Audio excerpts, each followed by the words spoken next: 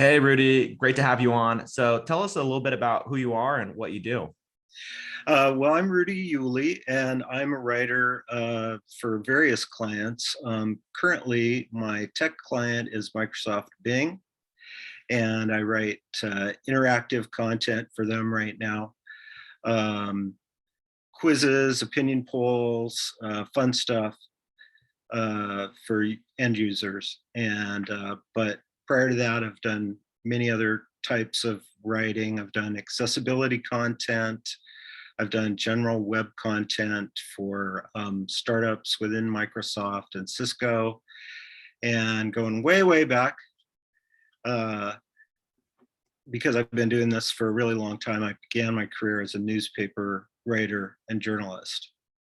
And initial training still really informs my work today. And that's something I'd like to talk about a little bit too. Hey, very cool. And this may lead us into the answer to the subject, which is, how did you get into UX writing? I know it's a bit broad and there's a lot of steps involved, but go for it. Well, for me, so I've been working basically as an independent contractor for, well, a long time, like 30 years. And uh, so my writing kind of took me from newspapers to magazines to marketing writing. And I was doing a lot of web writing, but basically feature article writing for the University of Washington. And the way that I transitioned into UX writing was that one of my clients got a different job. A lot of freelancers know this scenario. She moved from the UW over to Microsoft. And this was when Bing, the search engine, was just kind of getting started. And so basically, she just brought me over and said, I need some writing help, let's do this. So I kind of learned on the job, and it's just kind of gone from there. So, Hey, very cool. And then, when we look at that journey a little bit more in depth, what were some of the steps that you think really helped you progress your career and keep longevity within it? You have a lot of people who I think they hop into a career and then maybe they get burnout or they stop learning, whatever that is. And, how did you ensure that you continue to grow? yeah, that's a great question, Josh. I think that, well, I'm just going to keep it really broad. I love to write. I've always wanted to be a writer. Um, and I think, and I also loved being independent. I love being a freelancer. So there's some real basic skills that are really necessary for both of those things. And my belief is that they apply to every type of writing, even if you're in some tiny subspecialty of UX writing or information architecture, or whatever it is. The same principles are going to apply. Um, you want to deliver a clear message, um, and you want to be passionate about delivering that message. And good writing is good writing, whether it's a book length piece or like some of the work I do is 42 characters. I think the only and in terms of being a freelancer, the important things there are um, loving your constraints, having a real positive can-do attitude, and really making it your job to make your colleagues' jobs easier. And I always keep those things in mind. I have since the beginning, and I'm still doing it. So I guess it's working all right. Um, I think the biggest difference, honestly, in different types of writing, any subspecialty of writing that you get into, is the constraints that you're given to work with. But underneath those constraints, you're still a writer, and your priorities are the same. Clarity, communication, and if you have an opportunity to show or spark some passion in your readers, even better. And yeah, to me, those um, never change. and Yeah. I think that's really important to remember. So I think when people are just starting out, there's maybe a lot of pressure. Choose one of these, pick one of these, become expert in one of these. But my advice would be just continue to hone your writing. If you want to be a novelist or a short story writer, or write music lyrics or poetry or anything on the side, keep doing that, because that's going to keep refreshing the writing that you do at work.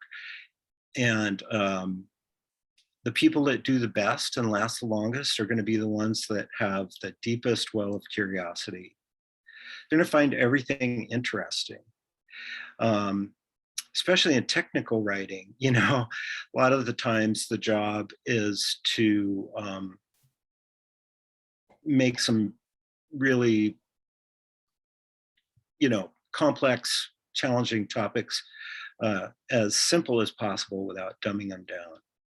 And it takes a lot of curiosity to do that. You have to really be interested in the topic, figure it out, and figure out how to share it in a way that it's understandable for your end user. And it takes a certain amount of empathy and compassion for the user too. I've written for a lot of general audiences, and a lot of times that means using real simple language, and you kind of have to have a belief that kind of language is powerful, and the more enjoyment you get out of it, the longer you're going to last, the better you're going to do. 100%. I think, big part of what you mentioned was, just aligning with the fact that you love writing, right? And a lot of people who I talk to who get into UX writing and technical writing, it's not something they say, and I feel like it's something you should be able to say. I think when I started my writing career, I ended up getting this big writing tattoo, and I was like, well, if I don't do anything in writing, this tattoo is not going to make any sense. Hey, yeah, that's a So, good. That's a that's a good way to push yourself for sure. Okay, I see your tattoo. we got it's like a big, I don't know if you can see, it's like Oh, quilt pen over here. yeah. Yeah. Move your arm over a little Yeah, bit this way. to your left. Yeah. Oh, that's awesome. Got a quill, which is like, even before my time. I mean, when I started, I was working on a manual typewriter, so that like really ages me. But I think that's really important because, the quill kind of represents, there's a connection between you and your medium and the person on the other end. And one thing about writing, any kind of writing, whether it's a manual or some quick clickable content or something writers get to do that a lot of other professions don't get to do, is you get to connect one-on-one with somebody that you don't know, you're never going to meet. There's always a personal connection between a person who writes a line and the person who reads that line. And I think that's kind of a noble purpose. And I think, if for a lot of your users are young, they're starting out, and they're seeing, oh my God, there's these 50 different kinds of technical writing, and there's all this vocabulary, taxonomies, and just all this stuff, whatever it is. And I think it's so important to remember that no matter what, you got to be a writer first. You can learn the vocabulary, you can learn the constraints. That's what doing each individual job is about. Learning the constraints to your writing, the little box that your writing is going to fit in, and the little boxes outside of it that it has to check off. And some of the most creative writers I know love that. Those constraints are what allow them to take their imagination and find a home for it and channel it, into an end product. Another great benefit of being a writer, in whatever the form is that, or at least one of the great things for me that I've always loved, is every project almost every project has a beginning and a middle and an end. And you get that nice little uh, bit of excitement when something's starting. You hit that middle place and oh, okay, I got it. I know what's happening. And then when it's done, you get this nice sense of closure and on to the next thing.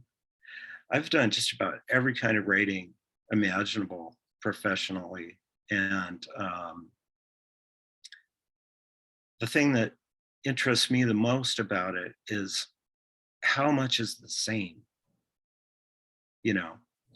And I think it's really easy now, um, when there's so many individual demands out there and there's so much fractalization in the ways that you can apply your writing, it's easy to get confused and think, oh, I have to be this, I have to be this, I have to be this.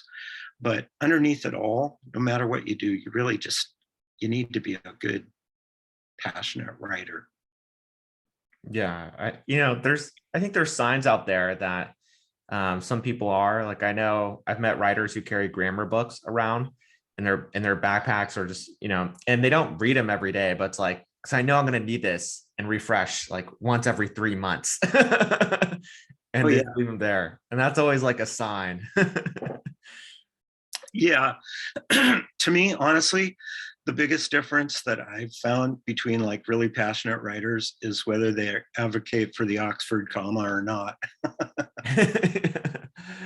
That's true. Yeah.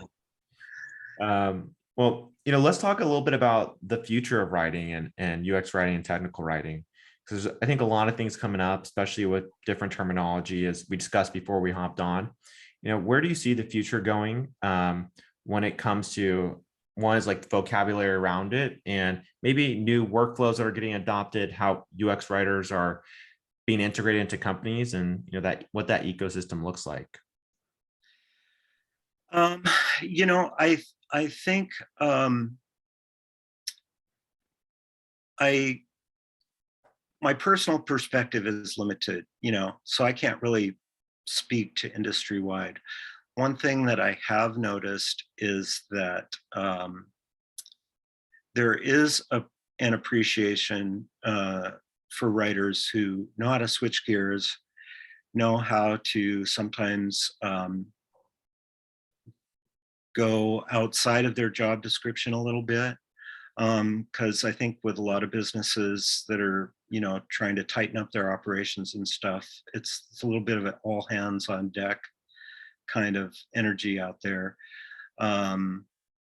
So from my perspective, the more types of different things you can do, the better. And I guess one thing that's important to that, when I talked about constraints earlier, um, an aspect of working with constraints is being able to work accurately. And sometimes there's a conflict between creativity and accuracy, and there's also a conflict between uh, sometimes the bigger the team, the harder it is to see the impact of your work, because if you're working for a big corporation that has multiple layers between you and the end user, sometimes it comes out the other end looking totally different. It doesn't mean that you've done a bad job or failed or anything. It just means every person along the line felt they needed to do their job and add their influence too. So, I would say a sense of humor is always important. Um, and I guess another thing I didn't mention that I think is super, super important for every writer is an ability to listen, really, really actively listen and hear what's being said. A lot of times the key message will come through at the end of a conversation about something else, or, you know, and and be open to constructive criticism. I learn from it still every day, all the time, and it's been really helpful, you know. And need to be able to tell little white lies sometimes, like, I'm not scared of this, or yeah, I can do that, you know, and be willing to go off and figure something out if you get thrown a curveball. Yeah, very true. I think and that brings us to another topic, which I think is really interesting is, what are some of the curveballs that, technical writers, UX writers face in the workplace sometimes, that, call them like challenges too, that, people listening to this call, um, may expect, right? And come in and be like, oh, this is something I have to deal with maybe on a weekly basis, whatever that looks like. Yeah, that's a really great question, Josh. And I think in my experience, um, the one thing that some cultures are a little bit toxic, and my only advice would be um, being able to recognize when that's the case, and honestly starting to look elsewhere. Occasionally you'll get a bad boss, and a bad boss to me is someone who only focuses on the negative, only focuses on deficits, um, doesn't encourage, you know, doesn't provide opportunities for growth. They come along, but they're rare. They don't tend to last in those positions either. And occasionally, you can get a toxic colleague. Every once in a while, you might run into somebody who's very ambitious think, and they may think that it's going to help them to put down or undermine the work of their other colleagues. And in my experience, the only way to really deal with that is to find somewhere else to be. There are a lot of places that really understand the best work gets done in a positive environment, where everybody respects each other and everybody supports one another. When I first started working at Microsoft, they had a thing there called stack ranking. And that meant that basically twice a year, every team would have to like fire the bottom one or two people and promote the top one or two. And the metrics were sometimes pretty opaque to the staff members themselves. And since that's been discarded, I found the culture at Microsoft anyway has really opened up it to where it's easy to collaborate, it's easy to encourage, it's easy to pick up on the work that others are doing in a good, positive way, for everybody. It's really nice. Competitive environments, I don't think, for me anyway, haven't been the healthy environments. Now, if you're competing against yourself, if you're giving a benchmark for improvement or something, that's a different thing. That's pretty cool. But yeah. I think you have to be careful. I do remember when they had that at Microsoft, and there's I think it's called rank and yank or something that they had.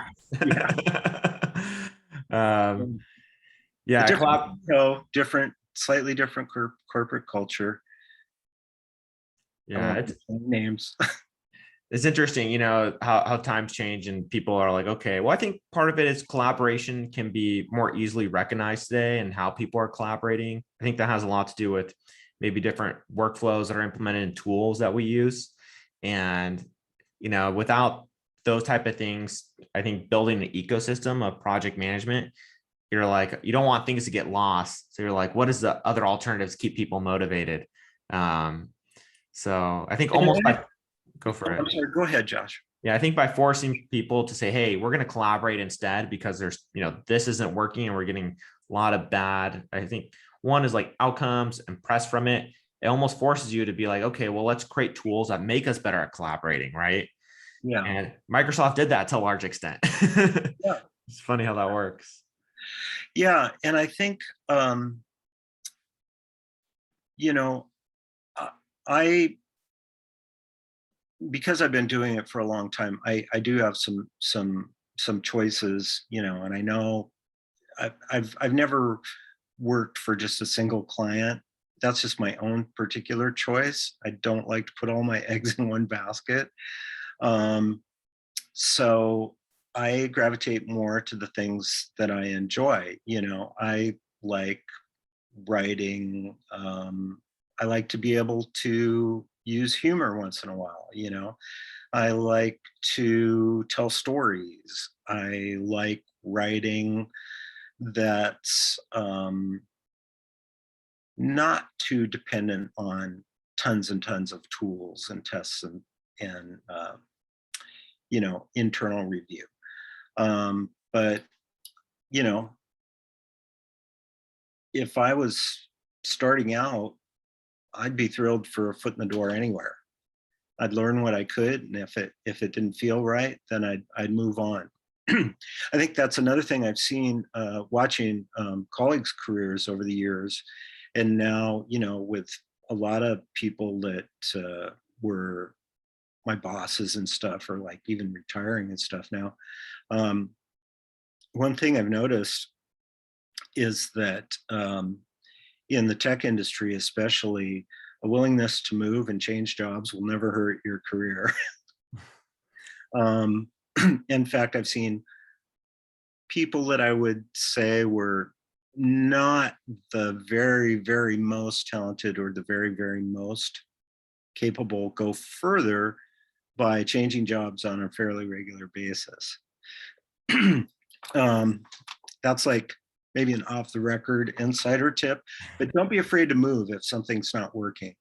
Yeah, I think especially if you're in a certain industry that has high demand for new team members and technical writers, UX writers, if there's a high demand, it's easier to switch if you don't like your boss. I think if you're in an industry that's very slow moving, there's high switching costs, but in tech, it's like you just move very quickly and find that boss that you like, right? Boss you like, yeah.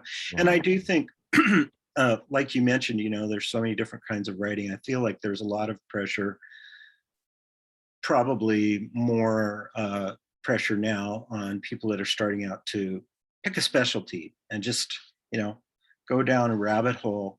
Um, and you may not have a choice in that if you're starting out. That may be how you start your career, but